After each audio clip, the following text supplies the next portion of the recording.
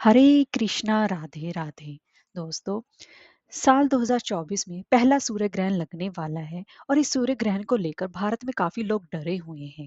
इसकी दो वजह है। एक तो पहला इस तरह का सूर्य ग्रहण जो कि करीब 54 सालों के बाद लगने वाला है, और दूसरा ये सूर्य ग्रहण चैत्र नवरात्रि से ठीक एक दिन पहले लगने वाला है। तो दोस्तों, यह सूर्य ग्रहण 8 अप्रैल 2024 को लग रहा है और उस दिन चैत्र मास की कृष्ण पक्ष की अमावस्या तिथि है और उससे उस दिन सोमवती अमावस्या पड़ रही है, जो कि नवरात्रि से ठीक एक दिन पहले पड़ रही है, जिसकी वजह से इसकी वजह से सभी लोगों में संशय और डर बना हुआ है कि इस सूर्य ग्रहण का हम लोगों पर क्या असर होगा। तो दोस्तों, सूर्य ग्रहण एक खगोलीय घटना है जिसकी वजह से सूर्य ग्रहण के समय सभी शुभ कार्य बंद हो जाते हैं। तो ऐसे में लोगों को लगता है, क्या हमें सोमवती अमावस्या मनानी चाहिए? क्या हमें चैत्र मास की जो शुक्ल पक्ष की प्रतिपदा पर नवरात्रि की कैसे तैयारी करनी चाहिए, नवरात्रि पर माँ दुर्गा की कैसे पूजा उपासना की जाएगी? तो इसी बात को लेकर सभी लोग असमंजस में बने हुए हैं। और खासकर सूर्य ग्रहण का असर गर्भवती महिलाओं पर भी पड़ता है। भी उन्हें क्या करना चाहिए और क्या प्रिकॉशंस लेने चाहिए, क्या सावधानियां बरतनी चाहिए ताकि उन पर और उनके होने वाले बच्चे पर किसी चीज का प्रभाव ना पड़े। तो दोस्तों, आज की इस वीडियो में हम जानेंगे कि सूर्य ग्रहण कब लग रहा है और इसका समय क्या रहेगा, और इसी के साथ साथ क्या ये भारत में दिखेगा या नहीं, सूतक का समय क्या रहेगा, कहाँ कहाँ ये दिखेगा, और सूर्य ग्रहण के समय गर्भवती महिलाओं को क्या करना चाहिए और क्या नहीं करना चाहिए। तो चलिए वीडियो शुरू करते हैं। दोस्तों, साल का ये पहला सूर्य ग्रहण 8 अप्रैल को लगने वाला है, जिस दिन की चैत्र मास के कृष्ण पक्ष की अमावस्या तिथि होगी और उस दिन सोमवती अमावस्या मनाई जाएगी। सोमवती अमावस्या का हिंदू धर्म में सबसे ज्यादा खास महत्व माना जाता है और इस दिन महिलाएं अपने अखंड सौभाग्य की प्राप्ति के लिए व्रत भी करती हैं, जिसकी वजह से इस ग्रहण का क्या असर पड़ेगा। दोस्तों, सूर्य ग्रहण को एक खगोलीय घटना के रूप में जाना जाता है और यह अब जान लेते हैं कि सबसे पहले तो ये ग्रहण कब लग रहा है। तो दोस्तों, ग्रहण लगने से पहले 12 घंटे पहले सूतक काल लग जाता है। पहले तो हम ग्रहण का समय जान लेते हैं।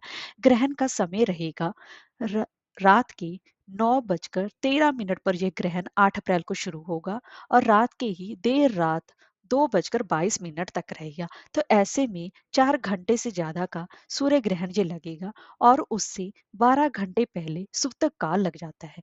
जब सूतक काल लग जाता है तो सभी शुभ कार्य, पूजा पाठ, सभी कार्य बंद हो जाते हैं और यहाँ तक कि सूतक काल शुरू होने के बाद मंदिर में पूजा पाठ बंद हो जाते हैं, घर में भी पूजा पाठ नहीं कर सकते, देवी देवताओं की मूर्तियों को भी स्पर्श नहीं किया जाता और सूतक काल लगने के बाद घर में ना ही भोजन पकाया जाता है। तो सूतक काल में सभी जो खाने पीने वाली चीजें हैं, उसमें तुलसी के पत्ते डाले जाते हैं। और फिर उसके बाद जब ग्रहण की शुरुआत होती है तो गर्भवती महिलाओं को इस बात का विशेष रूप से ध्यान रखना पड़ता है, क्योंकि उनके पल रहे शिशु पर बहुत जो कि नाजुक होता है, उस पर ये जो किरणें पड़ती हैं तो उसका सबसे ज्यादा असर पड़ता है। तो अब जान लेते हैं गर्भवती महिलाओं को क्या करना चाहिए और क्या नहीं करना चाहिए। ग्रहण से पहले ही गर्भवती महिलाओं को नहा लेना चाहिए और उससे पहले खाना खा लेना चाहिए। ग्रहण के दौरान ना तो आपको नहाना चाहिए, ना ही खाना चाहिए। और इस दौरान आपको ना ही तो कोई मोबाइल का इस्तेमाल करना चाहिए, ना ही लैपटॉप का इस्तेमाल करना चाहिए, और ना ही आपको बेड पर बैठना चाहिए या सोना चाहिए। आपको इससे कि आपको नीचे जमीन पर बैठना चाहिए, वो भी सीधे अपने सीधे टांगे करके बैठना चाहिए। आपको अपनी टांगे मतलब लेग्स को फोल्ड करके नहीं बैठना चाहिए। और इस दौरान आपको आपको कमरे में आपको ढक कर बैठना चाहिए। आप पर किसी भी तरह की छाया नहीं पड़नी चाहिए। आप अपने कमरे को अच्छे तरीके से पर्दों से ढक लें ताकि सूर्य की जो किरणें हैं आप पर ना पड़े। और ग्रहण के दौरान कोई भी नया कार्य प्रारंभ ना करें, किसी भी तुलसी के पौधे को ना छुएं, और ना ही कोई आप चाकू का इस्तेमाल करें, ना ही कैंची का इस्तेमाल करें, ना ही सिलाई कटिंग का कोई कार्य करें। आपको ये सभी कार्य नहीं करने हैं और ना ही खाना पीना है, ना बनाना है। अगर आप हो सके तो वॉशरूम भी इस समय ना जाएं ग्रहण के दौरान, उससे पहले ही आप वॉशरूम चले जाएं तो अति उत्तम रहेगा। और इस दौरान ज्यादा से ज्यादा आपको सिर्फ पूजा पाठ में ही अपना मन लगाना चाहिए। जो भी आपका मन करता है, कोई भी आप जिस गुरु मंत्र को जानते हैं या फिर सूर्य नारायण की पूजा को आप जो भी कुछ करना चाहें, उसी में ही आप भगवान का ज्यादा से ज्यादा पूजा पाठ करें। घर से बाहर बिल्कुल भी ना निकलें। कोई भी नया कार्य ना करें और इस दौरान ग्रहण के दौरान नाखून ना काटें, कंघी बालों में कंघी भी ना करें। ऐसा आपको कुछ भी नहीं करना है और ग्रहण से पहले ही सभी जो खाने-पीने वाली चीज़ें हैं, जैसे कि दूध, पानी वगैरह, वह सब में आप तुलसी के पत्ता डाल दें। तो खाना ग्रहण से पहले अगर ना बना के रखा जाए तो अति उत्तम रहेगा। ग्रहण के बाद खाना आप बनाकर ताज़ा खाना बनाकर खाएँ तो ज़्यादा अच्छा रहेगा।